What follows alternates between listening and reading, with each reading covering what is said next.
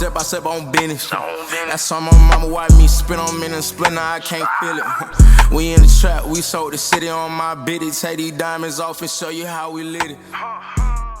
What up, y'all? Welcome back to another episode of Before the Horn podcast. I am your host, Dino. With me hosting, I got my boy Khalil. Yes, sir. Let's get it. And I got my boy Dede. Yo, let's talk about it. We back again, man. It's episode 13. As y'all know, it is a big week, man. Week 1 of the NFL kicked off. Week 2 of college football kicked off. We're going to be talking about both of those. We got about 5 games in particular for week 2 of college football that we're going to be talking about. Then we're going to talk about the UFC. You know what I'm saying? The UFC 293 fallout. It's a lot of stuff that happened during the night, man, especially in the main cards. A lot of upsets, a lot of things to talk about. Then to end it off, we got the FIBA World Cup, the basketball talk. You know what I'm saying? We got to talk about that too. Got to bring that up. So, Day, you could kick that off for us, man. All right, ladies and gentlemen, thank y'all again for tuning in, whatever platform you're listening or watching on. We're going to kick this off. We're going to introduce a new segment called Rushing Through the Trenches, where this is for the NFL. Talk about each game that happened in week 1. We're going to give our feedback on what occurred in those games and what we think about it. We can start that right now. All right, first game, we had a Thursday night kickoff. First game of the year, kickoff week 1. We had the Lions defeating the Kansas City Chiefs. What y'all take away from this game? I mean, watching that game, it was a little tight. I'm gonna be honest. I expected a lot more of the Chiefs, but you know who they lost. You know who wasn't playing in week 1. Everybody knows, man. Travis Kelce's a big factor in every game he plays in. So I honestly feel like it would have been different with him playing. Not gonna guarantee a win because you just don't do that in the NFL. You can't guarantee wins off of one player. It just doesn't happen. But I'm not gonna lie. What I would really say, I do like what I seen from the Lions. I did like what I see. I mean, Amon-Ra St. Brown, he got off to an early start, got good with a touchdown. The only thing I didn't like that a lot of people say it makes sense. I really don't think it makes sense, but I feel like y'all didn't throw Jahmyr Gibbs in the fire enough.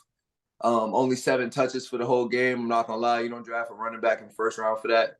I'm sorry. I mean, if you want to say easing him in, cool, but I mean, I feel like he should have been thrown in the fire a lot more. It's week 1. It's time to ball, and you're playing the Chiefs. And from what it looked like, he was the best back off them 7 carries. But that's what I got from that game. Kind of on what you touched on with the Lions. I mean, I think they're going to be a solid football team. I'm still not like ready to throw them in the fire as contender or nothing like that. And when you talk about the running back situation, I think it's going to be more. I don't think. Well, he had 9 total touches, 7 carries, 2 catches out the backfield. I think it's going to be more of a kind of what they were last year with Jerry Swift and Jamal Williams. Jamal Williams was the power back. He scored most of the touchdowns. And you had Jerry Swift was the speed and agile running back. That's exactly what this looks like. That's going to be again. But I think this is more the Chiefs dropped the ball on this one. And I don't like to put the fingers at a certain player, but Kadarius Toney dropped some key passes that would have changed the whole game. Like the Chiefs should have won that game. He dropped a 3rd and 6 pass that would have put him in field goal range to take the lead in that game. So like that's what hurt them the most. 8 drops is what hurt them the most. But they did just finish the deal with Chris Jones, so they will be having him back. Hopefully Travis Kelce gets back. When Travis Kelce is there, you know, he's their number 1 option for a reason. And you could kind of tell they were missing that. It's kind of hard to, you know, shift your game plan in 2 days. So, I mean, I still like the Chiefs. I still think they're going to be a contender. And I'm not saying I'm not ready to put the Lions in that conversation as a team that's ready to contend just yet. So, yeah, my takeaways from this game, I mean, it was a solid game to kick off the year. The Lions, in my opinion, their offense was kind of like bland. It was a top 10 offense last year, and they didn't look like a top 10 offense out there. The Chiefs, again, we're going to talk about the drop passes. That was literally the downfall of the game. I know you're missing your best weapon on offense, Travis Kelce. You're missing Chris Jones on defense. The defense wasn't that bad. The defense was solid. But the offense, in my opinion, it was bad. I mean, Mahomes was your leading rusher, 6 carries for 45 yards. The receivers really lost them this game. Chiefs honestly should have won this game. So, I mean, it's just an L they got to take and move on, but I'm pretty sure they'll bounce back. And for the Detroit Lions, I agree with Dennis. Where was Jahmyr Gibbs at? Like, Dan Campbell, you got to throw him in a fire more. You don't draft a running back in the first round and only give him 7 touches. He was explosive when he was touching the ball. But the Lions, I mean, Amon St. Brown, he that guy still, we know that. Jared Goff, he was solid, but hopefully this Lions offense can kick it up like they did last year. All right, moving to the next game, week 1. We saw the Baltimore Ravens defeat the Houston Texans by a score of 25-9. Takeaways from this game. I mean, I'm gonna be honest. I really was disappointed in what I've seen from the Ravens. Sloppy football on offense. Very, very sloppy football on offense. I mean, if it wasn't for Houston's young offense and their young team in general, first-time head coach, you got 2 rookies starting that receiver, you got a rookie starting that quarterback. This is a very young team.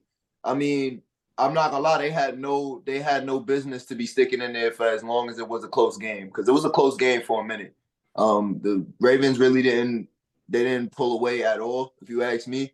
And I didn't like it. I mean, y'all know who I picked for my MVP, and I didn't really see too much good football out of him. So, I mean, I don't really have too much takeaways from this game other than I just want to see better out of the Ravens. I'm gonna be honest with you. Yeah, just kind of piggyback off what you said. Ravens this was not the team that was advertised throughout the preseason of this explosive offense. I will say this, though. Zay Jones did show that, he's probably going to be the number 1 option on that team. He did have 9 catches for 78 yards. But, I mean, Lamar was efficient, 17 for 22, but he only threw for 169 in an interception, no touchdowns. It kind of hurts that they lost J.K. Dobbins, the number 1 running back for the season. He's out now, so you're going to be looking to lean on Gus Edwards, Justice Hill to take out that load, which I think they could do because just the offense that they have. But this was not the performance we was expecting to see. We expect them to win the game. They won the game 25-9, but don't let the score fool you. Like, it wasn't as dominant as it should have been. Like, given the team that the Houston Texans are, they're a very young team. They're not in a position to win now. So I think the Ravens need to go back to the drawing board. Practice, study the film, and get better if they're going to be one of them teams to compete. Because I did also pick them to win the division. For this game, it was don't let the score for you, like Khalil said. 25-9. This game was honestly, it was putrid for Baltimore. I did not like what I've seen from Lamar Jackson. I mean, 169 passing yards, no touchdowns, 1 interception, QBR of 13.6. You lose J.K. Dobbins. He tore his Achilles. Sadly, he just can't stay healthy. But Zay Flowers, it looks like he's going to be the number 1 option for this offense as a rookie. I mean, it's only week 1. I'm not going to overreact. Hopefully, we see more of Odell. Hopefully, we see more of Rashad Bateman. But, I mean, the Ravens, this is what happens when you play a young rookie coach, rookie quarterback-led team in the Houston Texans. I mean, it's a lot of inexperience, but I'm not really too impressed with this Baltimore win. But, hey, congrats, they got the dub. Moving on to the next game, we saw the Cleveland Browns defeat the Cincinnati Bengals in a rainy game. What y'all takeaways from this? I mean, that was my pick. My pick was for the Browns to win, so I got my dub on the board with that one. But I mean, you really didn't see much at all. You didn't see much from Burrow. You didn't see much from the receivers. I mean, T. Higgins got strapped up. He had no catches, no yards, no nothing, no points in fantasy. Pissed me off. I started him. But I mean, all in all, I feel like this is not nothing really too bad to see from the Bengals. I feel like they are going to end up bouncing back. It's week 1 with them. We know what they could bring. They just didn't show it at all. So I feel like they're going to go back to the drawing board and they're going to get right. They look like a team that has not played with their quarterback. This is Joe Burrow's worst game as a pro quarterback. He went 14 for 31 and 82 yards. That's terrible. You got to be better. And I get it. He wasn't there on camp with nursing a calf injury or something like that. But if you're going to be out there, you need to play what it is. Like, at the end of the day, it is what it is. Y'all didn't give Trey Lance an excuse last year when he played in Monsoon, so I'm not giving him an excuse for the performance that he put on Sunday. So, I mean, Trey Lance is 3rd string on Dallas, but it's kind of weird to bring him up. No, I'm just saying. I know you like Trey Lance a lot. No, I'm just saying y'all wanted to bash Trey Lance, but look at what he did in a rainy game. In a rainy game, I just need the same energy. That's all I'm saying. I just need the same energy. I treat everybody the same. Give him the same energy y'all gave Trey Lance. Sure you do. All right. My thoughts on this game. I mean, I'm not making it rain as an excuse because it was raining in multiple games yesterday. Joe Burrow, again, this is his worst game as a pro, only 82 yards, QBR for 20.4. They couldn't get nothing going on the ground. Jamar Chase, I mean, he had 5 catches, 39 yards. T. Higgins, 0 catch. He got strapped. The Browns took the Bengals trash talk personally. And this is definitely a rivalry that's been going on for the last couple of years. with the Bengals receivers and the Browns DBs. I mean, it's just going to continue. But I'm not making no excuse for the Bengals. I'm not going to overreact because it's just week 1. Burrow was nursing a calf injury all preseason, so we'll see how they move forward. Deshaun Watson, he looks solid. Nothing too crazy. Nick Chubb had over 100 yards rushing. So it's pretty much a run game. The receivers for Cleveland, they didn't do too much, but they helped out. I mean, it got Cleveland a W at the end of the day. All right, moving on to the next game. So the Tampa Bay Buccaneers, they defeated the Minnesota Vikings in a surprise win. Very surprising to me. I feel like Kirk came out and had a very, very slow start. He had a very sloppy start. He ended up finishing the game pretty good, but I mean, when you start like that, for the score to go the way it went, I mean, you went out there and you seen the best receiver in the league do what he do. He had over 100 yards receiving in the first game. You love to see it, but I mean, still sloppy football from the offense. Defense really kept them in the game for a long time. If it wasn't for the defense, they would have got blown out. But you got to come back and you got to straighten some things up in the offense. My takeaway is that Baker Mayfield and that Tampa Bay Bucks team is not as bad as we thought they were. I just don't think they're one of the best in the league, but they're respectable enough. At the end of the day, I think Baker Mayfield is a respectable quarterback. That's the only reason why he's been starting in the league. For every team he's been on, he's started at the end of the day. But I think this one is more on the Minnesota Vikings. I think they kind of missed Dalvin Cook as well. They had, as a team, 17 carries for 41 yards. That's not good. That's not going to get it done.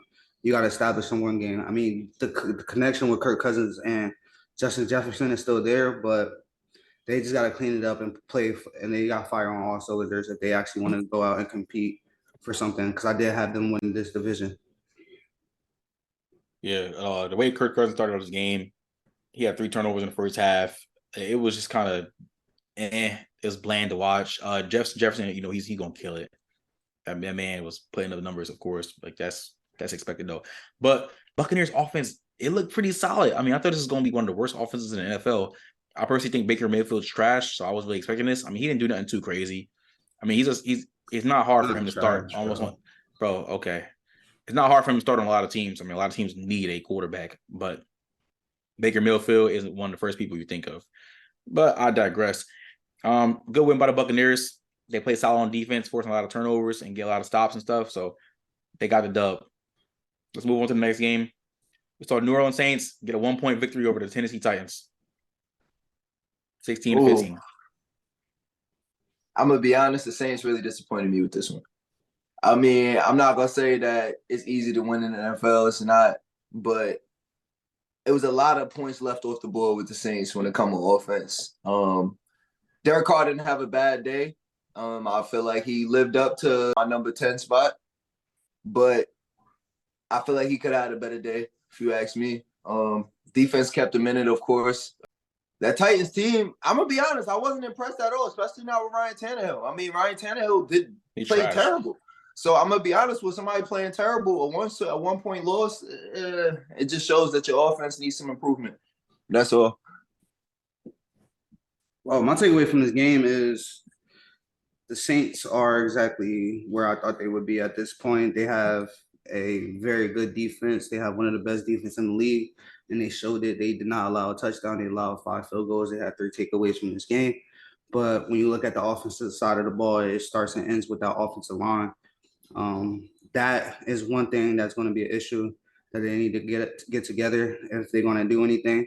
That, and right now, you also got to remember, they really only have one running back getting carries. Alvin Kamara is out for 3 games. He's out for 2 more games after this. And you got Kendre Miller that's nursing a hamstring. Jamal Williams had 18 carries. The next behind him was Rashid Shaheed, and that's the receiver. He had 2. So I think once, they get whole and healthy, they'd be able to establish one game. It would help them out a lot. So, personally, again, I'm not buying into the Derek Carr hype. I mean, he had a solid game, but it wasn't nothing too crazy. I mean, he threw for 300 yards, but niggas be hating, bro. I'm not getting into it. I swear to God, Saints, they were all right, bro. You put up 16 points. You put up 16 points against a putrid defense. Cool, whatever. Anyway, yeah, it was solid on offense in the league.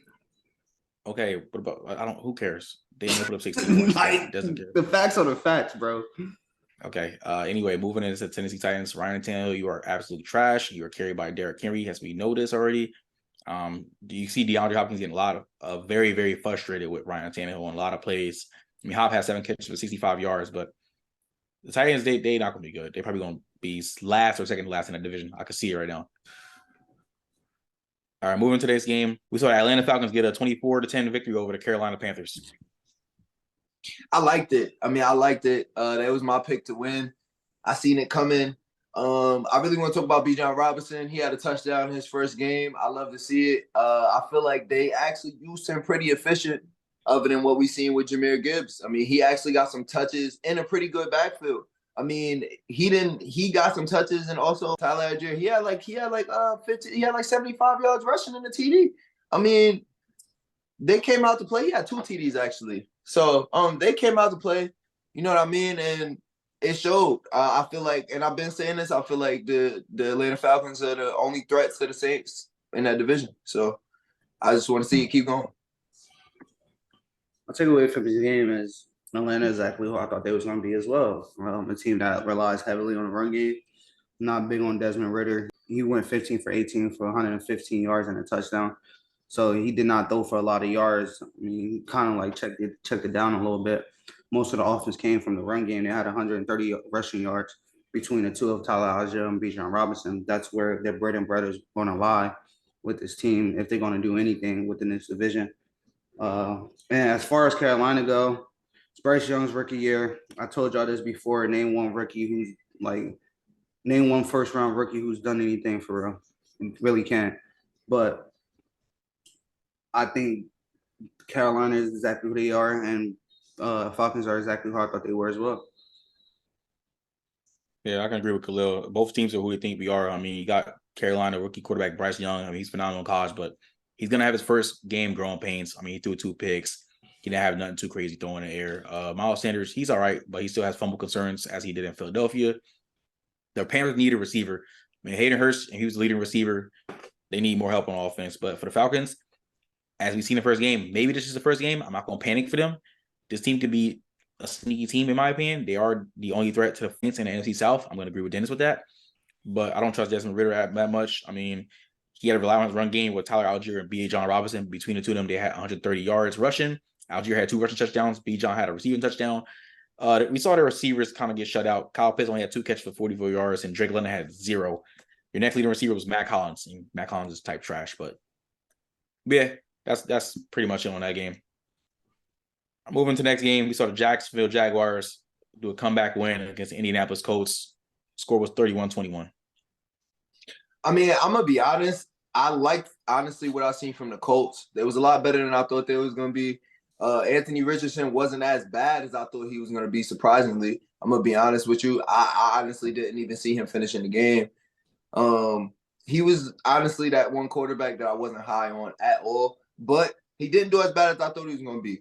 Now Jacksonville, I'm gonna be honest. T-Law came out and did what I thought he was gonna do. Travis Etienne had a decent day with 77 rushing yards, and Calvin Ridley came out and did what I thought he was going to do. I'm excited for this Jacksonville team, and I just can't wait to see what they're going to keep doing. Yeah, kind of piggyback on what you said. I feel like they did miss Jonathan Taylor. At the end of the day, their leading rusher was Anthony Richardson with 40 rushing yards. The next closest was Deion Jackson with 14. So you need a running game at the end of the day. I don't think Anthony Richardson is going to throw for 223 every game, anything like that. But I like what I've seen from Trevor Lawrence. I picked him to win MVP. I told y'all he's going to take another big jump this year, just given the fact that he has a number 1 receiver, and we've seen it mainly in the first half with how different he looks that now that he has Calvin Ridley. You have Zay Jones, you have Evan Ingram. Travis Etienne had a couple catches out the backfield. They didn't really get Christian Kirk involved. He only had 1 catch for 9 yards. And then you also have Travis Etienne running out the backfield. I think, Jacksonville offense is ready to take that next leap, and Trevor Lawrence is going to be in the running for MVP, like I called. Yeah, we'll see about that last sentence. But Trevor Lawrence, in my opinion, he had a solid game. They had a really solid game. He looked great on the football, but this Colts defense is trash. He had the best percentage. Everybody's trashing he had the best throwing percentage out of every quarterback in the league for week 1. it was a solid performance. I'm not glazing like y'all are saying, oh, it was really good. It was a solid performance against an underwhelming Colts team, and they had to come back and beat this underwhelming Colts team. But to continue, I love Calvin Ridley. I wanted to put him in my top 10, but I couldn't because he had a year and a half off of football. But Calvin really looked phenomenal. He looked phenomenal. GTN looked pretty good on the ground.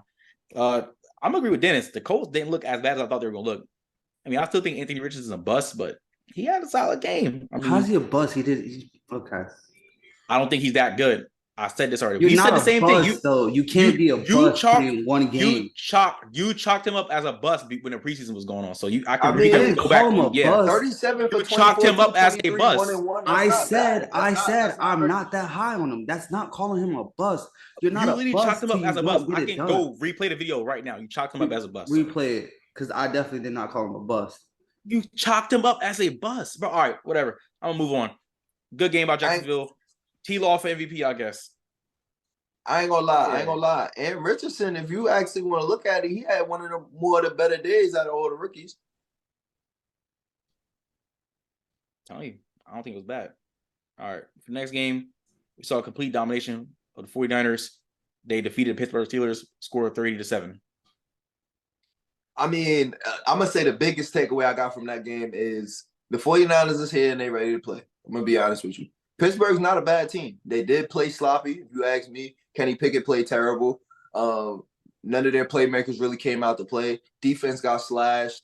The offense couldn't do anything at all. Couldn't get the run game going. Couldn't get the pass game going. It looked bad on all ends for Pittsburgh. But Brock Purdy, I really liked what I seen.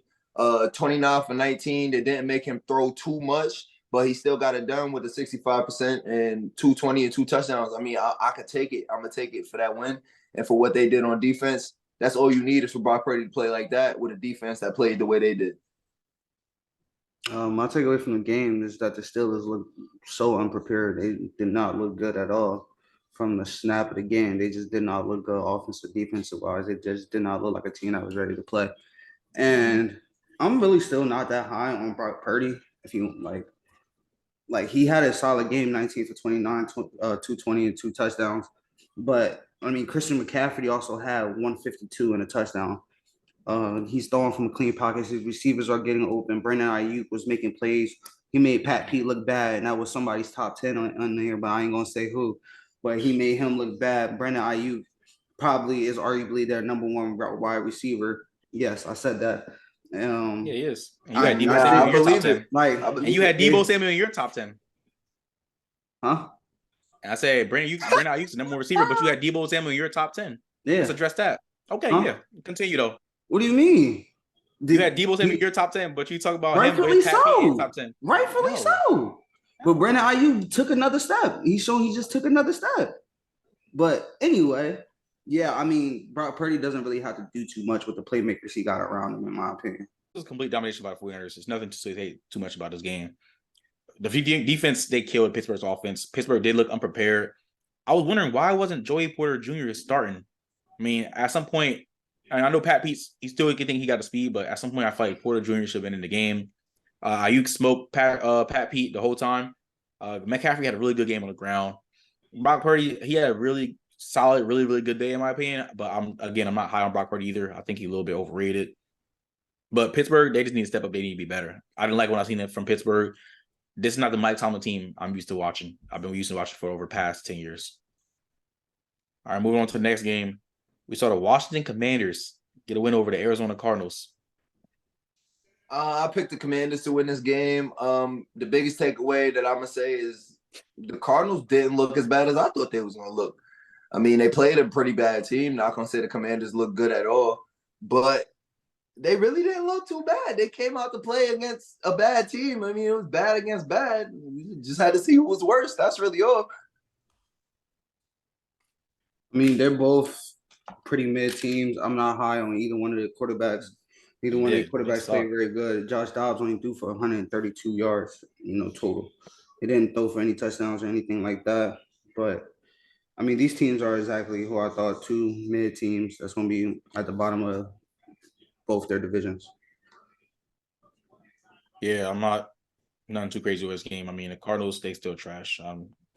We just honestly was going to see who won this game. Both teams are trash. Sam Howell, you had a solid day.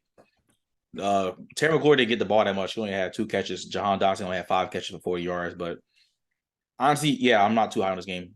Like, it's nothing to talk about with these teams. Josh Dobbs is garbage. So 2 below average teams stringing it out for a weak ass 1:00 game. All right, moving on to the next game. So the Las Vegas Raiders get a 1-point victory over the Denver Broncos.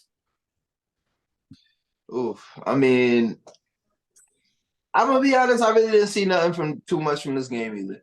It wasn't really nothing too impressive from either one of them teams. I really thought that I was gonna see more from, Mr. Les Rod. I thought it was gonna be a better performance from him. But I'm tired of defending this man. I'm tired of defending him at this point, bro. Nothing to defend. But Lil, there's nothing to defend. But yeah, I mean, Jimmy G had him a solid game. I think, like I always say, Jimmy G is a solid quarterback. He's not trash. He's solid. Josh Jacobs didn't really get Josh Jacobs going like in the way that I thought they did, but they did come out with the win. Devontae Adams looked good. Jacoby Myers looked good as well. And on the opposite end, that offense for the Broncos, they didn't really have much going on. Their leading receiver was their running back. Their backup running back, Samaje Perine. I'm not high on Russell Wilson. I think these are 2 teams that's going to be fighting for third in that division. So, yeah. Yeah, same thing with Khalil said. Again, I ain't gonna lie, I wasn't impressed by neither one of these teams in that much. Jimmy G, he had a solid game, but I think Jimmy G is like average or below average. I don't care what he's done. Super Bowls, AFC Championship, NFC Championships, who cares? Josh Jacobs had a quiet day on the running the ball. Jacoby Myers had 2 tubs, 9 catches, 81 yards, 2 tubs. That's really good for Jacoby Myers. Devontae Adams, he had a solid game. I think the Raiders, they're okay, but again, these are going to be 2 teams fighting for third in their division. And in the Broncos, I didn't really see too much off offense. I wasn't happy with what I saw out of Russell Wilson. I mean, if this is how the Broncos season is going to go, then again, we don't want to watch them. Facts. All right, moving on to the next game. Now, this, in my opinion, was the game of the week. Miami Dolphins beat the Los Angeles Chargers 36-34. This was a great game. Miami came out and showed exactly what their offense is about. 2 threw for 466 and 3 touchdowns, 1 pick. Tyreek Hill had 215.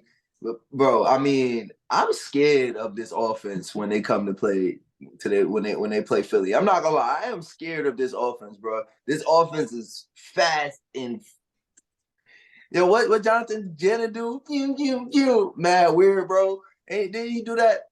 That's what this offense is really about, literally. I'm not gonna lie, I like what I seen from the Chargers too. Austin Eckler came out and had a game on the ground. So, I mean, you get that from Austin Eckler compared to on top of what he gives you in the pass game. I mean, this is going to be a pretty good offense, too. I thought they was going to come out with a dub, but Miami came and squeaked it through. I pretty much told y'all these are going to be 2 very high-powered offenses. I told you they're going to be putting up a lot of numbers, and which they did. And I told you if 2 was there, I got Tyreek Hill as my offensive player of the year. And what did he do in his first game of the season? 215 and 2 tutties. Okay? Yeah, they can't guard that man. He cooked everybody. There's nothing you could do with that man, especially if you got Tua getting him the ball. Tua's going to get Tyreek Hill the ball, and he's going to make plays at the end of the day. Jalen Waddle had a solid game. He had 4 catches and 78 yards. So imagine if he gets a little bit more touches. Like, this offense is going to be unstoppable. And Mike McDaniels knows how to get the best out of this offense of speed. And on the other hand, with Justin Herbert and their offense, Austin Eckler had over 107. They had over 234 yards rushing on the team. Austin Eckler had 117. Josh Kelly had 91. So they may have something there in the run game. And Justin Herbert was going to be Justin Herbert. He went 23 for 33, 228 yards in the tutty. So these are going to be 2 very high power offenses at the end of the day. Definitely, I'm going to agree with that. We all knew these offenses going to go crazy, but I'm really impressed with Tua Tagovailoa. He threw for over 450, 3 touchdowns. I mean, he had a pick, but that kind of gets a little bit wiped away when the performance he had. They didn't do too much on the run game, but Tyreek Hill, all of our number 3 ranked receivers, he's showing y'all he that guy. I mean, he's been that guy. We said he was going to be trash without Mahomes, but the last year he showed y'all he wasn't trash without Mahomes, and this year so far in the first week he's showing y'all he not trash. 2 touchdowns, and 215 receiving yards on 11 catches. And Jalen Waddle had almost 80 yards on 4 catches. Now, this offense is going to be crazy. I mean, their defense left 34 points, but still, this was a really great game. I love this game. Like, this game was, I was like, wow. And then Justin Herbert, you know what he's going to do. He's going to do it. Very efficient throwing the ball. But Austin Eckler had a great game on the ground, had 117 yards rushing. Chargers receivers, they all had a good game receiving. It was solid. But can the Chargers defense like stop a nosebleed? When your head coach used to be a defensive coordinator, that's always been a weak spot. But that's all I got to say about that game. Let's move on to the next game. Next game, we saw the Philadelphia Eagles luckily defeat the New England Patriots. I'm going to come out and say this first. I mean, Bill Belichick's defense is always going to be legit, and it showed. It really did show. I'm going to be honest. I'm not making no excuses for the Eagles at all. I mean, they did not play good. I'm not giving it the rain. I'm not saying none of that, bro. They did not play good at all. I mean, it looked sloppy. I mean, without that pick six in the first half, I mean, you could chalk this up as an L. I'm going to be honest with you. So they got to do something, man. They got to go back, get to the, draw something up. We'll say Belichick had that defense ready, more than ready, though. Not going to lie. Yeah, I mean, that 5-man fronts gave y'all a lot of fits. Y'all finished with 25 carries for 97 rushing yards. Y'all really couldn't get going like we've seen y'all do last year. Jalen Hurts had an okay game, 22 for 33, 170 yards and a passing touchdown. But y'all got out to an early lead. Y'all jumped out early on them 16-0. And then it came down to Keyshawn Booty feet just being a little too far out. But in my personal opinion, I think this team, the Eagles, are exactly who I thought they were on defense. And I've been saying this before. Y'all want to rank the corners high, especially Bradbury. And I told you, bro, only reason why they look so good is because y'all had a historic defensive line last year. And if that defensive line is not causing problems for the quarterback the way they are, you can be got. James Bradbury can be got. So I seen that was exposed in game one. Maybe they clean that up. They do have new coordinators over there, so they clean that up a little bit. But it was very alarming from what I seen from the Eagles being one of the top out of all the top contending teams in the NFC. They were the most concerning. Yeah, as an Eagles fan, this game was very concerning. I did not like what I saw. I mean, if it wasn't for that pick six, we would have lost this game, rightfully so. We just look so out of sync. I don't know if it's because of preseason, but again, that's not making no excuses. A lot of teams didn't play the start of the preseason. So it's just like, man, I don't even know. Like, but again, Bill Belichick's always going to have that defense ready to play. We said this before multiple times. That defense line was giving the Eagles the best offensive line in the league. It was giving them fits all game. We couldn't get nothing going on the ground. And the real question is, had 2 sacks. Yeah. The real question is, like, are you concerned about the Eagles or are the Patriots just a solid team? Like, Patriots might be last in the division, but again, Belichick is always going to have them guys ready to play. We've all said this before. But hopefully the Eagles clean it up. I mean, we got 2 new coordinators, offense and defense. So maybe I was just the week 1 jitters or iffy, but we got to see what they do in week 2. They got an early turnaround. They got Thursday night. They got Minnesota coming to Philly, so we'll see how that goes. Moving to the next game. So the Green Bay Packers and Jordan Love go to Chicago and beat the Bears 38-20. I liked it. I liked it from Jordan Love. 245 with 3 touchdowns, no picks. I mean, I feel like he stepped into a role pretty good. He's not AR. You're not going to see what you're going to see from Aaron Rodgers, from Jordan Love. But he did step into that role, came out, got the dub, just like AR would do. I'm going to be honest with you. Justin Fields didn't have the worst day. He didn't have the best one, 216 with a 64% completion percentage. That's not that bad. You know what I mean? But DJ Moore got strapped. I'm going to be honest. DJ Moore got strapped. He ended with two catches. He was worried about talking more than he was playing. Got DJ Moore on the field, I'm not gonna lie. But I did too. I'll start with the Chicago Bears. I told people I don't know why people are so high and trying to slide them into the playoffs or anything like that. This is not what they're going to be this year. They just need to build on what they did last year. They were the worst team in football last year, record-wise. So I'm not expecting this team to turn around and make the playoffs. And I said this about Justin Fields as well. We got to see it before I'm putting stock in it. I like Justin Fields. I like him as a player. But until I see it, I'm not putting no stock in him. And based on just the performance he put on yesterday, that's not going to get it done. That's not going to make me feel better about Justin Fields. I'm sorry. It's just not. But on the other hand, looking at the Green Bay Packers, Jordan Love had him a game, 15 for 27, 245, and 3 touchdowns. And we got to remember who he's throwing to. He's throwing to pretty much rookies and a couple second-year players. His number one receiver is out. Like, he doesn't really have much, but I also told you guys, like, they're going to lean on that run game. Aaron Jones looked good. He had 2 catches for 86 yards, 9 carries for 41 yards, and 2 tutties. So he did what he had to do. They're going to lean on that run game. And I like what I've seen out of Green Bay. Yeah, Green Bay, I'm not going to lie, Jordan Love impressed me a lot. And I've said this. I say he's going to have a solid his first year starting in Green Bay. I feel like he's going to be good. Matt LaFleur, you can't count him as a head coach. I thought you said he was Jordan trash. Love. No, I did not say Matt LaFleur was trash. No, I'm talking about Jordan Love. I did not say that.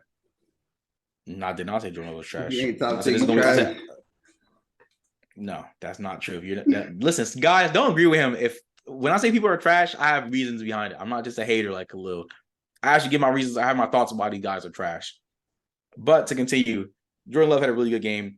15 of 27, 245, 3 touchdowns. And like Khalil said, he's throwing to the rookies or second-year players. I mean, the run game, they don't have to rely on a run game to be successful in this offense. Matt LaFleur knows that. Aaron Jones and A.J. Dillon. I mean, it was the Aaron Jones show for this whole game. He had 2 touchdowns, 1 running, 1 receiving. And for the Bears, I just didn't like what I saw. I was disappointed in Justin Fields. The Bears were one of my sleeper teams to try to sneak into the playoffs, make some noise. Week 1, I'm not going to overreact. Maybe they can still. Who knows? But it wasn't really a good day all around. Justin Fields wasn't all that, in my opinion. They missed the run game. Justin Fields was their leading rusher. I mean, kind of as expected. But I didn't see much out of Khalil Herbert or Rashawn Johnson. DJ Moore got strapped by Jair Alexander. He was talking a lot of junk out there, but he got strapped. Your leading receiver was Darnell Mooney. I mean, he had a touchdown as well. But the Bears, they're going to be the Bears, I guess. But that's all I got to say about the game. All right, next game, we saw the Los Angeles Rams defeat the Seattle Seahawks 30-13. And I really want to hear what Khalil got to say. But Dennis, you go ahead and go first. I'm gonna keep it short so Lil could go. Cause this is the one that kept saying the Rams is gonna be so trash and all that other, man. I'm not gonna lie, I was high on Seattle. I'm gonna be honest, I like Seattle. I think what they got going on is good. Now, the Rams came out and they shot without their number 1 receiver. But matter of fact, can we talk about y'all know I suck at pronouncing names, man. Y'all know I suck at pronouncing names. But that one receiver, man, that stepped in and played Puka, what's his name? Y'all probably pronounce it better. Puka Nakua. Yeah, bro. Look, man. I like that guy, man. 10 receptions for 119. I like that guy, bro. I can't, bro. Look, he stepped up, man. That's what you call stepping up. That's what you call putting in work when your teammates is down, bro. So go ahead, Lil. Listen, is Geno Smith writing back at the end of the day? No, don't tell me it's about Geno. Don't tell me it's about Geno. Make it about the Rams. Hold up. Listen. Is Geno? I mean, you go 16 for 26 and 112 yards. It sounds like you're writing back to me. First of all, let's start there. Their receivers did not make plays. Their defense, the Legion of Boom Part 2. What? You let Tutu Atwell and Puka, whatever the hell his name is, both get off of 119. That's more on the defense. Like, how do you, like, let's be real. Nobody knew who the hell he was. Tell me what college he went to. What year in the league is he? What number is he? Come on, tell me something about him. Like, let's be for real. Like, this is more on the Seahawks than it is on the Rams. In my chill. My boy went to BYU. Yeah, you just searched it up. Shut up. Anyway, like, let's be real. It's more on the Seahawks and what they didn't do more than what the Rams did do, in my opinion. Because, I mean, Matt Stafford threw for a lot of yards, but he ain't throw for no touchdowns. They just didn't they didn't do no turnover. But this is on the defense and Geno Smith to turn that around, because that was bad effort on their part. Like, more than it was on the Rams' part, in my opinion. Well, I'm not going to hype the Rams up because the Rams are going to be a pretty bad team. But again, I respect Sean McVay. And I said this, he going to have them boys ready to come out and play. I said this. Kyrie Williams and Cam Akers, they had a solid day rushing the ball. To combine, they had 92 rushing yards. We included Matt Stafford in that as well. Matt Stafford, very efficient day, 334 yards. I mean, he threw no touchdowns, but he was very efficient throwing the ball. Tutu Atwell and Puka Nacua, they both went off for 119. And like, it's like, who are those guys? Those are mainly special teams players. Those are your third or fourth options. Chill. Tutu was starting last year too. But he shouldn't have been starting. Let's be real. On any other team, he's not starting. Let's keep it a buck. Neither one of them is starting on any other team. Exactly. But they clipped the Seahawks. Like they made them look like they was like trash. Which the Seahawks secondary, I was very disappointed in watching that. I mean, I was the one jacking them at the LOB 2.0. In a way, I was like, they could be the next LOB 2.0. I said that was never happening. Y'all put their corner in y'all top 10 too. What was he at? I did. I ain't say that it was gonna be LOB part 2 though. I ain't say that. I said that. I'll take responsibility. I'll take responsibility for that. At least I can own my mistakes though. I mean, it wasn't really a mistake. It's a week 1. Don't overreact. But I agree with Khalil. Like, is Geno bringing back with only 112 throwing yards? Like, it wasn't really nothing too crazy. I mean, Kenneth Walker had a solid day running the ball, and then DK Metcalf is one of those receivers that got the potential, but he always will fade away. I mean, he had a touchdown, but after that, he was getting strapped up by these corners. These corners are not even that good, but Metcalf is one of those hit or miss receivers. It's like you get so frustrated watching him. But hey, good win by LA. Put some respect on them a little bit. Just a little bit. All right, Sunday Night Football. We saw a master. Dallas Cowboys beat the New York Giants. It's an underutilized word in this statement, but they defeated, capitalized every letter in the word defeated. They beat the New York Football Giants 40-0. Hey, I'm sorry, but we all laughing. Like, we all hate the Cowboys. But I think I hate the Giants more than I hate the Cowboys, because the Giants fans, they really pissed me off the last 2 years. Like, they was so, like, you know what? Dino, you got this one, bro. I wore all black for a reason. I don't got nothing more to say about this game, but I wore all black for a reason because the Giants are dead. They're dead. They're dead, bro. They suck. I'm sorry, bro. Y'all stuck. I'm not hearing nothing. Bro. I'm at y'all funeral right now. Word. You lucky we gotta stay PG on here. But look, man, the Giants, y'all look trash. Y'all look terrible. I don't got nothing good to say about y'all. I got all bad to say. I'm going to be honest with you. Cowboys, I ain't going to lie. Michael Parsons look a little scary. I ain't going to lie. Michael Parsons played. Hey, look, I ain't going to lie. They really did play. The Cowboys came out to play, but I'm going to say the Giants are more trash than the Cowboys came out to play. I'm going to be honest with you. I'm going to put it like this, okay? If you're a Giants fan, do not ever say anything else to me. Y'all better keep my quarterback name out y'all mouth. You know who I'm talking to, too, because y'all paid a man $40 million to throw for 104 yards and 2 interceptions.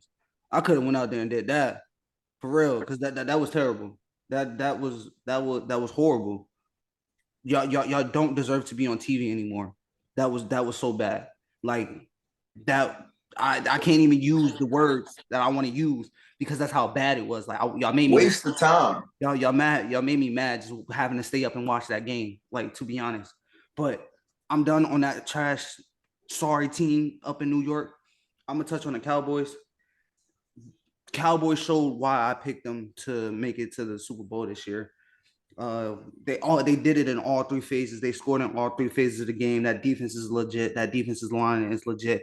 I told y'all Michael Parsons, 4-time defensive lineman, is going to be something scary to deal with. If y'all double team him, they got help on the other side, and if y'all leave him 1-on-1, y'all better just pick the quarterback up, because that's what's going to happen dealing with Michael Parsons. He's a dog. He's going to be in the quarterback face all game long. That defense is legit. When you got Trayvon Diggs on one side and Stephon Gilmore on the other side.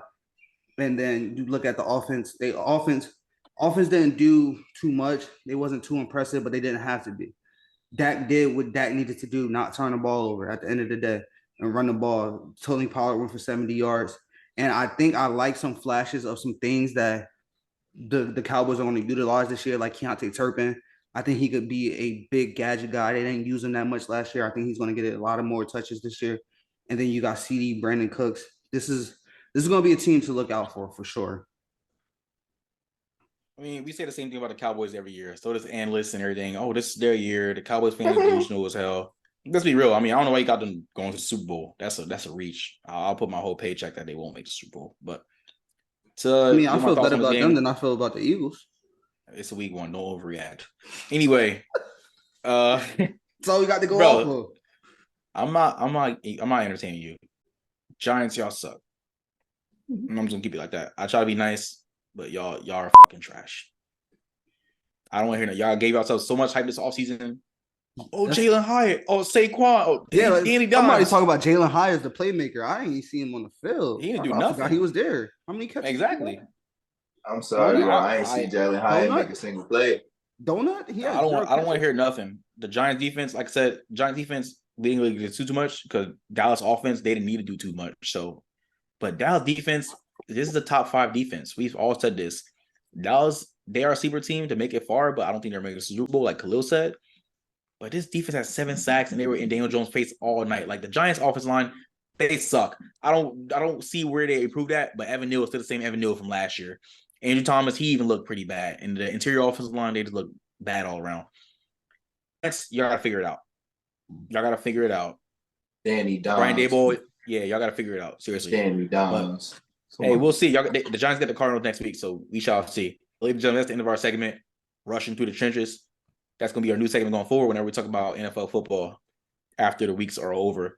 But let us know what y'all think about NFL week 1 in the comment section. Let us know who y'all think the best team was and the worst teams were for week 1. Let us know what y'all think about y'all team, how they performed in week 1.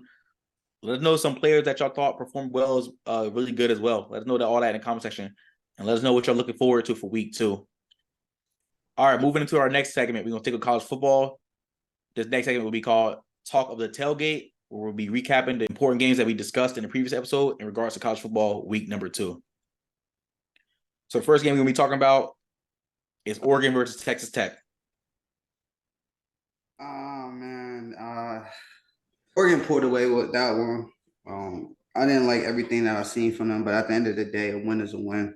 And that's what it's all about, surviving and advancing. But at the end of the day as well, like Texas Tech wasn't a bad team. Yeah, they had a very bad loss in week 1, but besides that, like I believe that we thought they'd be a solid team this year, and they kind of played like it. Tyler Shirt did throw 3 interceptions, so the defense did have some takeaways. But I think Oregon just needs to tighten some things up on the offensive side of the ball and defensive side of the ball, just execution-wise, just getting into their plays. But Bo Nix did not have a terrible game. He threw for 359, 2 tutties. But Bucky Irvin couldn't get going in this game, and I just didn't like their running game in this game. Oregon, I feel like Oregon definitely escaped with this one. It was too close for my liking. I personally, again, I'm going to say this right now, I don't think Bo Nix is that good, but whatever. He threw for 359 yards and 2 touchdowns. Texas Tech sucks. Stop. They're not that good. So, yeah, you better be doing that. What, Khalil? What? Damn. But Bo Nix was your leading rusher with 46 rushing yards. Bucky Irvin couldn't get going. This Oregon offense, it was solid, but their defense was really concerning. I mean, they had 3 picks on Tyler Show, but for the Texas Tech, Tyler Show was definitely carrying his team, throwing and running the ball. He had 101 yards rushing. He had 4 total touchdowns, 3 in the air, 1 on the ground. The Oregon definitely escaped at the end with this one. I mean, Tyler Show, he transferred from Oregon. So this could have been his revenge game, but those interceptions caught up to him. I agree with you say. Texas Tech is definitely trash. None of their other players at all did anything good. I'm gonna be honest with you. It was mediocre from everybody. Tyler Shaw really put that team on his back, and that's the only reason why they get stuck in that game. They stuck in the game because of him, and sadly they lost because of him. He threw that bad pass. That's just a fact. That's a whole fact. Everything caught up to him. Them 3 picks caught up to him, and that last one was the most detrimental. He had the chance to really ice it. He couldn't get it done, and that's just what happens. I'm not saying he's a superstar, but he put them on his back, literally. I mean, nobody on their team had 100 yards of nothing. Their number 1 receiver had 83 for 5 receptions. They spread the ball out a lot. I'm going to be honest. They did have like 8 different players get receptions, but still, I mean, none of the other teammates did anything but him. He's really the one that kept them in this game. So I'm going to be honest, I don't like what I've seen from Oregon either. But a quarterback would put it on their back like that, and none of their other playmakers do nothing to only win by. I mean, if you watch the game, it looks like a 1-score win. But if you watch the game, they snuck away with that 1 score. All right, moving to the next game. We saw Miami defeat Texas A&M 48-33. Not like what I seen from A&M, I'm not gonna lie.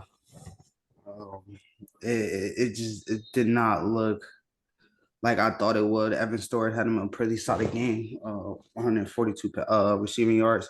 But outside of Evan Stewart, like I didn't see much from that offense. I'm really not too high on that offense. Tyler Van Dyke did have him a solid game, 374, 5 tutties. But I mean, these are both two teams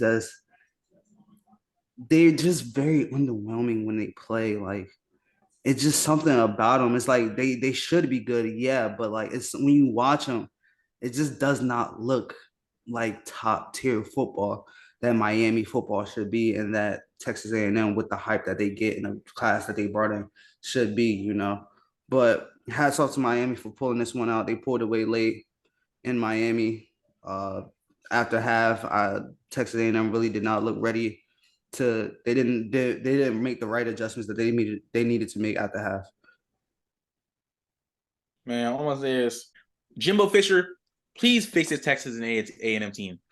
Like Khalil said, you guys brought in one of the best recruiting class a little bit ago, but I mean, Connor Whiteman threw for 300 and some yards, 2 touchdowns. We had 2 picks, and then outside of Evan Stewart, there was nothing too crazy. Like when it's to A&M offense, I don't like what I've been seeing.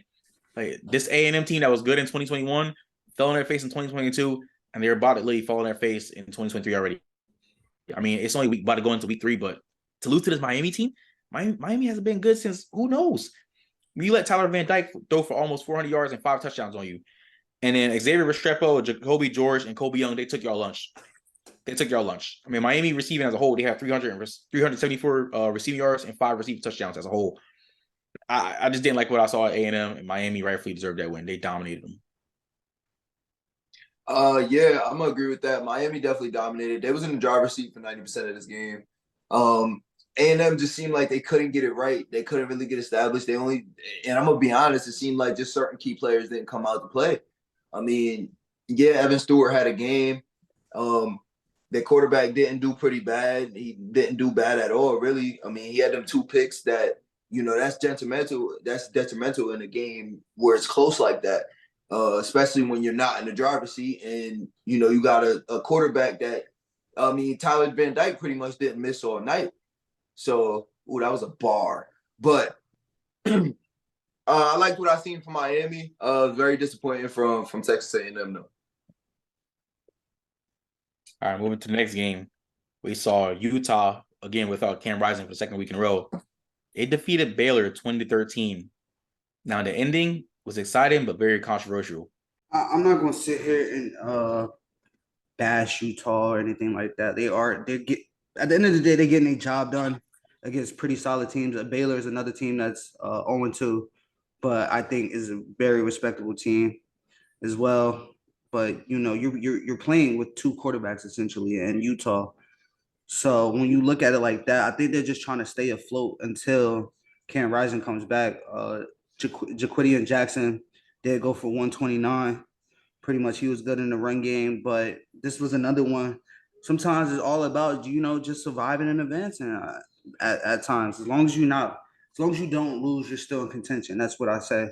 And as long as Utah does not lose, which they didn't in this game, and the ending was very controversial, you could call that PI. You could not, you know, it could go either way.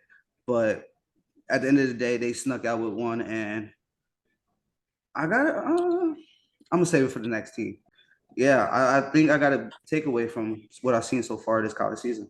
Honestly, I like this game a lot watching it. I mean, the score was pretty low for college, but I think it was a solid game. Like I said, Utah's working with 2 quarterbacks till they get Cam Rising back from the injury he suffered in Rose Bowl last year against Penn State. Utah's running back there had a really good game. Jaquidian Jackson, he had 129 rushing yards. Baylor, I mean, they're a respectable team in the Big 12, but this is an underwhelming Baylor team in my opinion. But they played their heart out against a ranked Utah team. But Baylor, honestly, let's talk about that PI at the end that was not called against Utah. Because Baylor already got a deep throw to get them within that range for field goal range, but they had to get a touchdown, obviously. That throw by the quarterback was a little underthrown, but that still was a PI on Utah. Imagine if Baylor would have got that PI called, they would have been inside the 10-yard line or in the 10-yard line to get a probably go ahead or touchdown to tie a game. So, I mean, who knows how the game would end it? But hey, Utah, y'all pulled out another win. Let's see if y'all can do it again. Definitely was a controversial call. If it was in my eyes, that's definitely a PI if you ask me. But I mean, sometimes game time decisions, sometimes that just doesn't go that way. It happens. Didn't get called. It is what it is. On the bright side, Utah, they did sneak away with this one. I wasn't impressed with what I seen from week 1. I am a little more impressed from what I've seen for week 2 out of the playmakers that they have. Some of their playmakers came out to play, especially like some of their like off players that don't really play too much, but that's what kept them in the game. I'm gonna be honest with you though. But if it wasn't for Sarah Robinson and his terrible performance, if you ask me, he threw 2 picks that really hurt him. Those was 2 picks that hurt him bad. And if he could have got that back, he probably would have ended up trying to do something in this game. But other than that, man, like you said, Lil, at this point, you just got to survive in advance. They are doing what they could. I like Nate Johnson. I feel like they should go with him a lot more. But, again, they're doing what they could do till they get their superstar quarterback back. So, all right, moving to the next game. Game number 4 we're going to talk about. Deion and Colorado Buffaloes. They pulled out a win over Nebraska 36-14. Man, Deion got Boulder jumping right now. And this is kind of what I seen what happened after seeing what they did in week 1. I didn't think, this game would be close at all. If anybody watched Nebraska and Minnesota in week 1, I don't know what gave anybody the indication that Nebraska could compete with that Colorado team watching them play TCU in week 1. I don't know how the spread was only 3.5 points. That was an atrocity. I hope everybody took the over by a lot because they won by a lot. But they got started off slow.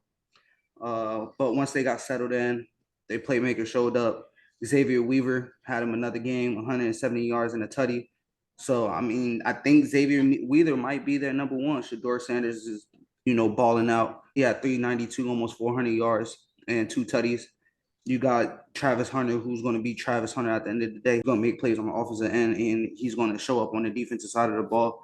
But the road test for Colorado comes in 2 weeks when they got to play Oregon. But for now, they did exactly what they needed to do against a bad Nebraska team. I'm tired of people hyping up Nebraska because they just trash. The Team West is just trash.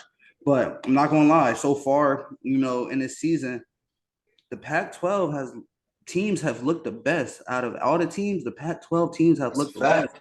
When you talk about Colorado, Utah, Oregon, SC, Washington, they've looked good. They all look good. So I don't know. It's the last year for the Pac-12, but they picked the last year of the Pac-12 to actually to ball out, which is crazy. Yeah, man. Deion got Boulder, Colorado jumping right now, just like Khalil said, bro. Again, first, let me just get Nebraska out the way. Nebraska, y'all trash as hell. Cool. Jeff Sims, whatever. You did what you did. Trash. Yeah. So let's get Nebraska out the way. We got them out the way. Whatever. Shedeur Sanders, almost 400 yards and 2 passing touchdowns. The running game, it was solid.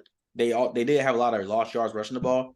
But receiving, man, Xavier Weaver, 10 catches for 170 yards, a touchdown. Travis Hunter, he did what he had to do. Jimmy Horn, 8 catches for 64 yards. This Colorado team's looking really good.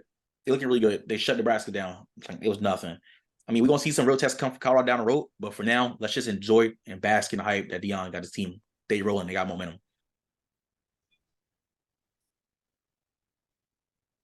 I don't got to watch on, but y'all can see the 10. You feel me? I ain't gonna lie, bro. I ain't gonna lie. Now look, I will say this. I will admit to this. I did say that their roster looks type weak before the season started. I said that. But I ain't gonna lie. They turning me into a fan, bro. They playmakers is really, really playmakers, bro. I said it a million times. I'm gonna keep saying it. Their playmakers are real deal. Now, if they get a O-line, dangerous. If they get some size on that front 7, dangerous, bro. Because them playmakers are really playmakers. Shedeur Sanders is really like that. We already know what Travis Hunter do. We ain't even got to get onto him. He played both sides again, killing it. Went crazy. Nebraska sucks. They do. They're a bad football team. But I'm not gonna lie. I do like Jeff Sims. I like that quarterback. His weapons did not do him any justice. A lot of drop passes. I'm not gonna lie. He played bad. Yeah, he did He not. did. He did. But I'm not gonna lie. I want to see him get going. I want to see if they can put him in the right position and win. All right, moving to the last game we're gonna talk about for the segment. Texas just might be back for real. This might be back. They defeated number 3 ranked Alabama 34-24. Go ahead, Mr. Tech. I love Texas, man. Go ahead, Texas hype man. Khalil, you go ahead, bro. I'm not a Texas hype man. I'm just a truth teller, and I've been telling y'all this. I just tell the truth. At the end of the day, I just tell you what I see, and I picked this team to make the playoffs for a reason. I thought Quinn Ewers was going to do exactly what he did, take the next step, and show you why he was the number one quarterback, number one player when he was coming out. He made some amazing throws. Like some of the throws he made was amazing. That touchdown throw to Xavier Worthy, like he dropped it in a bucket. Looked good. Everything looked good. They did everything right. I like what I seen from Quinn Ewers in that offense. Now, when you juxtapose that with the Alabama's team, Alabama, it's kind of who I thought as well. Like Jalen Milroe is not the answer. I'm sorry, especially when you look at what Bama's been working with for the past few years. Bryce Young, Mac Jones, Tua Tagovailoa, Jalen Hurts. Those are your last 4 quarterbacks. We just watched all 4 of them play yesterday. I don't see Jalen Milroe playing on a Sunday. This is just not the same Bama team that we're accustomed to seeing as far as strength-wise. They don't have the number one, like that big quarterback. They may have it next year. Got to see what Julian Saints is going to be when they get there. But this year is probably going to be a down year for Bama, which I thought as well. Like, I didn't even have them winning their division, let alone conference. And Texas did exactly what Texas needed to do to make a statement and let them know that they're back. And I believe that they're back. Now, I was one of the main guys questioning is Texas going to be back because I was like, Texas be folding, but as of right now, bro, these guys not folding, bro. I got to give it to them. They not folding. Quinn Ewers had a great game. I'm happy to see what Steve Sarkisian, they went, and the Texas guys did. They went down to Tuscaloosa, Alabama. They beat Nick Saban and Bama in their house. Jonathan Brooks, yeah, he had a solid game on the ground. Xavier Worthy, Jatavian Sanders, and Adonai Mitchell, they was smoking the Bama corners in that secondary. Like, they was killing them amongst the 3 of them. It was even close. And in Texas defense, they shut down Alabama's run game. AC McClellan and Jalen Milroe, they were the 2 main leading rushers for Bama. Both of those guys had under 50 yards rushing. But Jalen Milroe, I mean, I picked him to be the starting quarterback, but it's like, he hasn't been impressive. And in this game, he wasn't really impressive. I mean, this game was a back and forth game for a bit, but then once Texas pulled away, they pulled away. So kudos to Texas. Hey, keep it up, Texas. Y'all just might be back. Horns up. I like what I've seen from Texas, man, especially Quinn. I think Lil said it after the game. Quinn I think he really edged his name in that Heisman talk now. I mean, he played phenomenal. He really stepped up and, made them win. He's the reason they won that game, for sure. So, I mean, I'm really loving what I'm seeing from Texas, man. They really came out to play. Jatavian Sanders, he came out to play. He had 114 on 5 catches. Xavier Worthy always comes out to play. He had a touchdown, 75 yards. I mean, that was a team. This is a team that really, I mean, they got a chance. Hey, question: do y'all remember somebody named Blake Sims? Yeah. Yes. That's Jalen Milroe. We're gonna see him this season, and we ain't ever gonna see him again. I'm gonna be honest with you. I mean, to me, I'm not gonna say too much bad about him. But he just looks so awkward, bro. Like, you should be taking handoffs. Like, I always, like, I've never been for the quarterback, the quarterback running back jokes, especially when your team's quarterback is Jalen Hurts. I always hated those jokes. But I'm gonna be honest, bro. That guy is a legit running back, bro. Do you see him?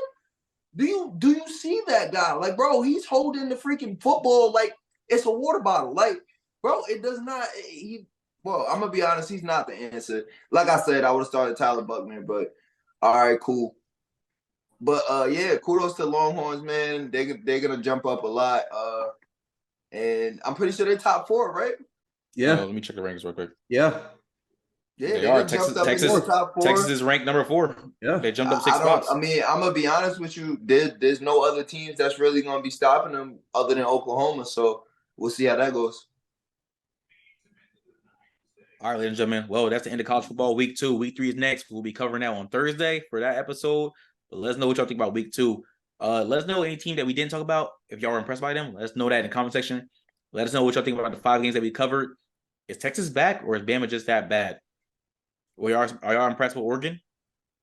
Let us know what y'all think about the Pac-12 as well. Just let us know what y'all think about all the games. We appreciate any support and feedback. We love interacting with you guys. All right, moving on to the next topic. We're going to move on to UFC 293. In my opinion, this card was but it was really the main event that got everybody in shock and awe. So let's kick it off. Let's talk about the main card. The first fight, we saw Tyson Pedro defeat Anton Turkalj in first round TKO. This fight, I mean, we all picked Tyson Pedro. I mean, Tyson Pedro looked really dominant starting off. He just came out swinging. He came out firing, rightfully so. He did his thing. So nothing too much to say about this win. He dominated. Let's see what next for Tyson Pedro, but good win for him. Shoot, I mean, Tyson Pedro came out and did what we all think he was gonna do. I mean, I'm pretty sure we all took him for the win for this. And I mean, he's a striker. He came out round 1, only took him 2 minutes to take him down. I mean, it was easy peasy. He just let it rock. Yeah, just to piggyback off what y'all said, Tyson Pedro came out there, did what he had to do in front of his home crowd. Came out there, put him out within 2 minutes and 12 seconds, the final time. So I don't really have much to take away, but Tyson Pedro just went to do what he had to do. Going to the next fight in the heavyweight division, we saw Justin Tafa get a first round TKO knockout over Austin Lane. There's nothing too much to say about this fight either.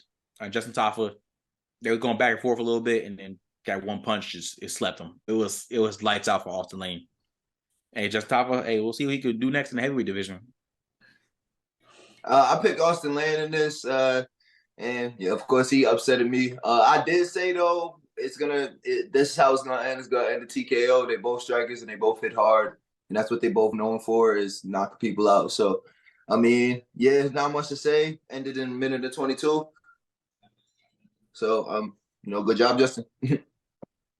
Yeah, I mean, this one, it looked pretty good to start off. It was just one of them things where, no matter how good you look, when you possess power, you can push somebody out with one punch. And that's pretty much what happened in this fight. All right, moving to the next fight. We're going to talk about the flyweight division. Manel Kape, he defeated newcomer Felipe Dos Santos, making his UFC debut. I'm not going to lie. Felipe Dos Santos, in my opinion, he kind of held his own. I said Kape was going to dominate him. I said this. But he proved us all wrong. He held his own. And at some points in the fight, it's like, oh crap. And then it's like, nah, he not there yet. He not there yet. But still, Manel Kape, he showed y'all why he's one of the best in the division. Well, I won't say one of the best in the division. He's going to move up, obviously, in the rankings, but a really good striker. Felipe Dos Santos, I feel like he's only going to get better from this fight.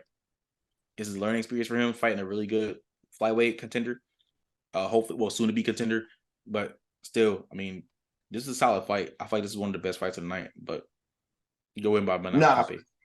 That's a fact. Honestly, I agree with you. I feel like he really did come out and hold his own. I mean, the ref scored it 30-27, 29-28, and 29-28. I mean, we all know how this scores go. So I'm gonna be honest, this one though wasn't really too questionable. I mean, Kape, you could tell that he got the win, but Dos Santos, he held his own out there. So I'm proud of him for that, to be honest. And he gonna get some more shots at some, at some more fights. And I can see him fighting in the future.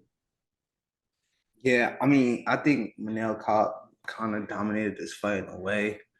I really did not think he was ever in trouble at any point in this fight. It was just one of those, like, Felipe Dos Santos just can take a punch. And, like, it was like, bro, like, watching that fight, most people would have been out by a certain point. But, like, he was still going. Like, he was still coming forward. He was still pressing the issue.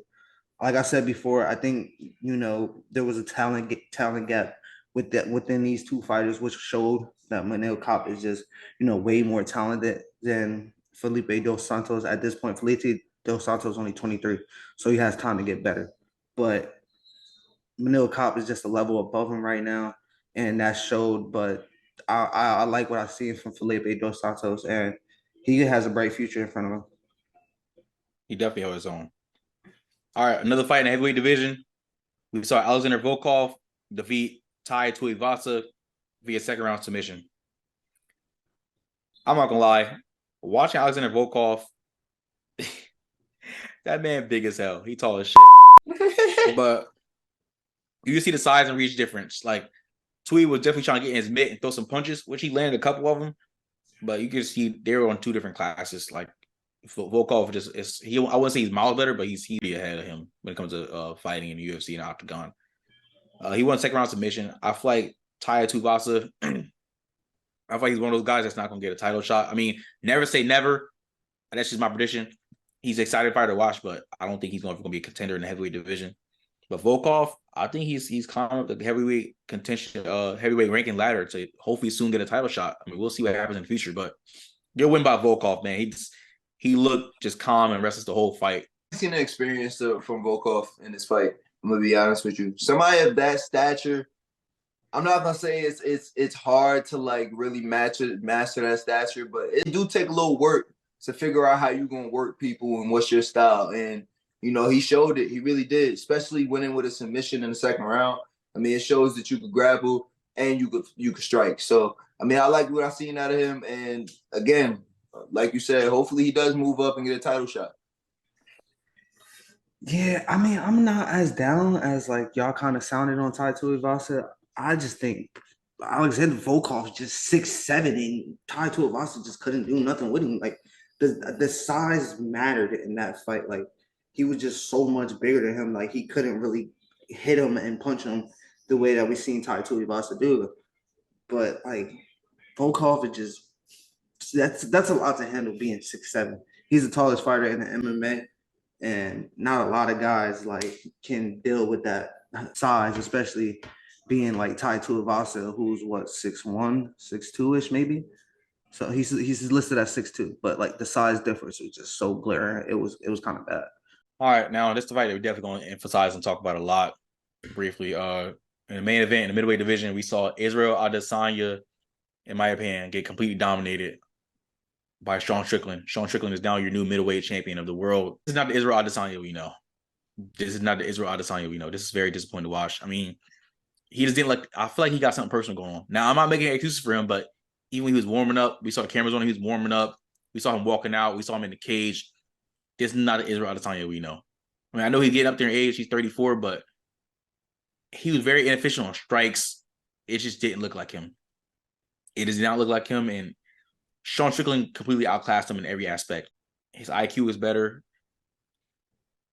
The defense was just on point for Sean Strickland.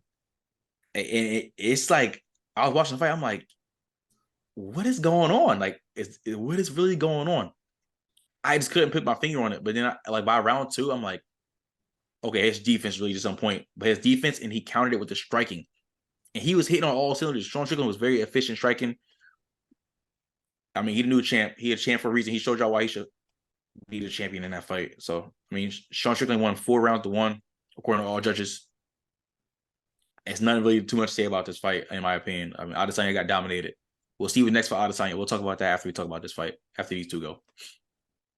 Yeah, Sean Strickland really did go out there and dominate. I really didn't like what I seen from Izzy. He didn't look like himself. He really didn't even look comfortable. I'm going to be honest. I really can't even explain what I seen. I just seen my boy get beat up. Like, I can't believe this.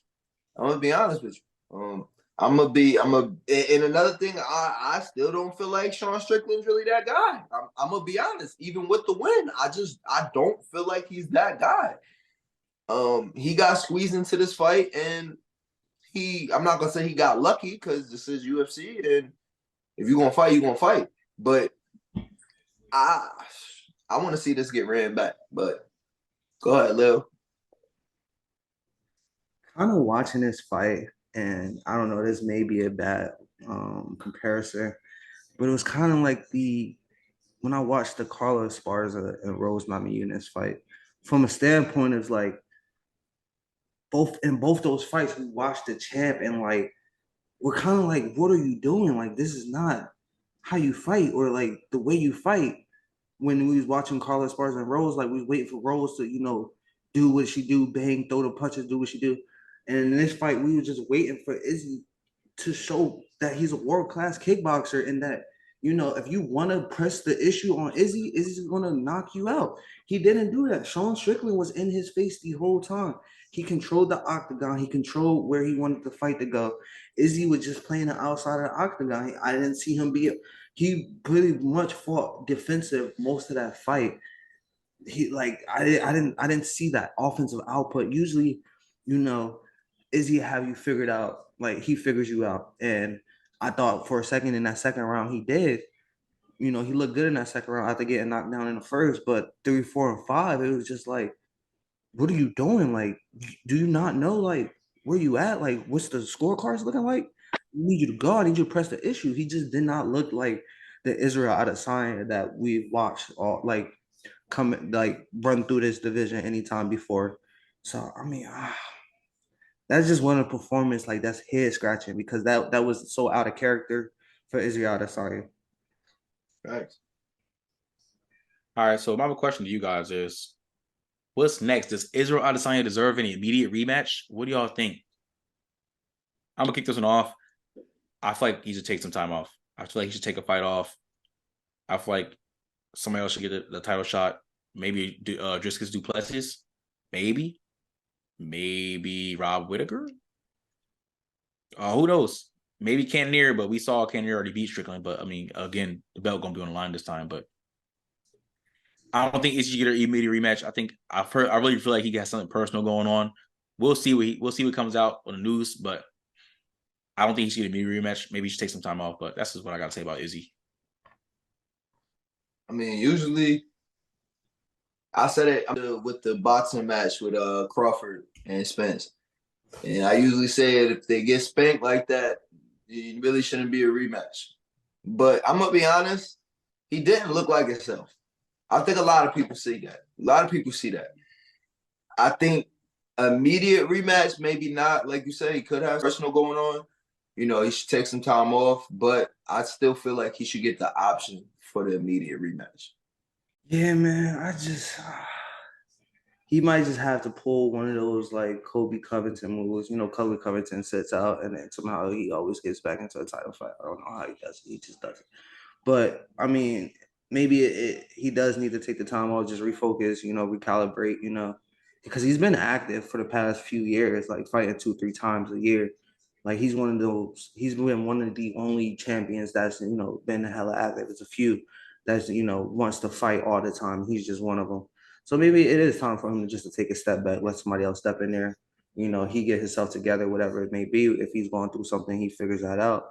But, I think taking some time off will be good for him. And then when he's ready to come back, I feel like he should get this title, the shot, depending on how the division plays out when it's time for him to step back into the octagon.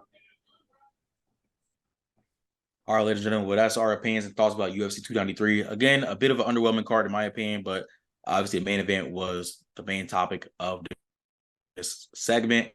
Congrats to Sean Strickland. You're a new middleweight champion in the world. Congrats to you, but we're going to see what's next for Izzy. Let us know in the comment section what y'all think about this fight, what y'all think about the whole card in general. Let us know in the comment section what y'all think is going to be next for Israel Adesanya.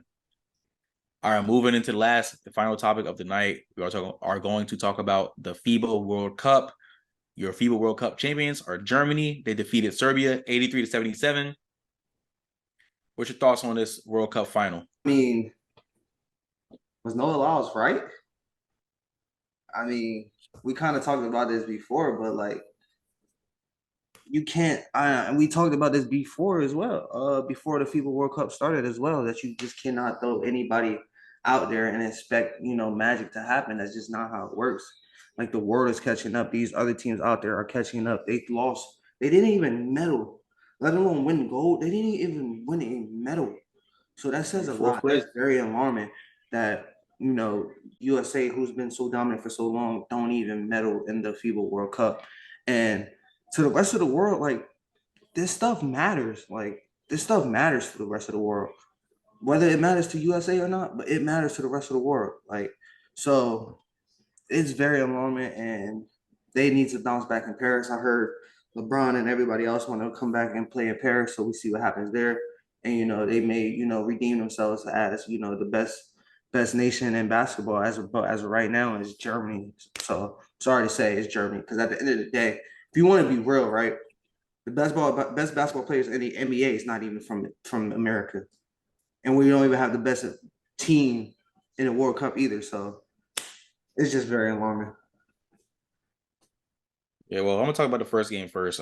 Serbia losing to Germany. I mean, Dennis Schroeder led Germany. They got the win. Dennis Schroeder had 28 points. Franz Wagner had 19. Germany played a really good, solid tournament the whole tournament. I mean, Serbia, they had a really solid tournament as well. And just to let you know, they did all this without Nikola Jokic, the best player in the NBA. Just put that out there. He'll probably be playing in the Olympics in Paris next year. But kudos to Serbia too. Bogdan Bogdanovic, he definitely carried his team. But let's talk about USA versus Canada. Dylan Brooks, he turned that villain on. Put some respect on that man's name.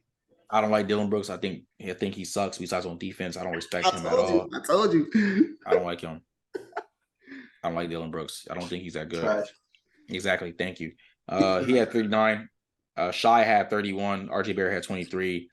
Gwen Dort, he's a great defensive player, but he chipped in 11. Kelly Olynyk had 11 off the bench. Canada, they beat the USA, rightfully so. I mean, they beat them in overtime, but they pulled away in overtime, which really matters. And like Khalil said, this stuff matters to other countries. It may not matter to the USA that much, but this matters to other countries. And this is definitely going to set things up for Paris 2024. Like, do the USA, are we losing our touch in basketball? That's what it looks like. But I'm not going to overreact. Let's see what the Team USA does next year in the Olympics. Like Khalil said, apparently LeBron and KD and them, they trying to have a last dance for Team USA. LeBron bringing out the Avengers for Paris next year. He getting KD, Curry, Tatum, D-Book, Adebayo. He getting all them guys ready. Mm-hmm. So we going to see. I mean, I'm going to just say congrats to Germany. Congrats to Germany for winning for sure. Taking it home. I mean, you did beat you beat three pretty good teams. Like you said, Serbia was a good team without the best player in the NBA. Man, hats off to Germany, man. They played great. They did their thing. Hats off to Canada. Hats off to all three of the teams that got a medal. I mean, U.S. is really unfortunate that, we didn't get one. But, I mean, I'm not mad. I'm not upset. None of that. I'm going to be honest. Not a lot of good players from the NBA played on that USA team. I'm gonna be honest with you. That USA team, I don't even know if they would even be a top 5 seed in the NBA. I'm gonna be honest with you. So, competing in the world, yeah, we said it. We did say it, and it's the truth. The world is catching up. It is what it is. I mean, other countries are getting good at this sport. Very cool. What'd you say? I said we can't use that excuse when you got 4 All-Stars and a Defensive Player of the Year. We can't. I agree. We can't. It was kind of disappointing that USA didn't even get a medal. Again, shout out to Germany. Y'all won the FIFA World Cup. Germany takes home gold. Serbia takes home silver. Canada takes home bronze. USA finishes in 4th place. Let us know what y'all think about the whole FIBA 2023 World Cup in the comment section. Let us know what y'all think about Team USA, about what it's going to look like for them come Paris 2024. Make sure y'all give Germany some congratulations. Let us know what y'all think about Serbia. They did this all without Nikola Jokic. And obviously, let us know what y'all think about Germany and Canada as well. But, ladies and gentlemen, that is the end of episode 13. Thank y'all for tuning in. We appreciate the support and the feedback. Make sure you like, comment, share, subscribe to this video. Hey, we're almost at 100 followers on the gram. We're asking to get us for 100 followers for the last couple of episodes, man. Let's get there for real. We're really close. Yes, sir. Make sure y'all putting this out there. Make sure y'all sharing this to everybody y'all know, your moms, friends, aunties, daddies, cousins, whoever you know. Maybe they love sports just like we do. Maybe they'll tune in and listen to us and watch us on any platform that we own. But we can't do this without y'all. So continue to support us. We thank y'all for everything. Thank God. God bless y'all. Yeah. So as y'all know, for as little as $2 a month, you guys can do your part in supporting us.